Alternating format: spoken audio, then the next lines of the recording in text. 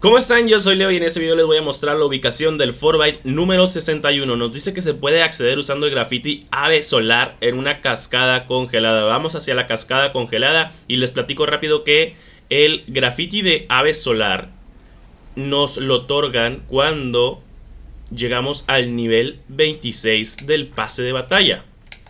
Y aquí justamente encontraríamos esta cascada congelada abajo del barco vikingo, justo aquí. Lo único que tendríamos que hacer es ponernos esto cerca del Fortbyte y así tendríamos el Fortbyte número 61. Si te gustó este video, recuerda dejar tu like, suscribirte, sobre todo para seguir trayendo los Fortbyte diariamente, comentar. Ya saben que yo soy Leo y nos vemos en un próximo video. Adiós.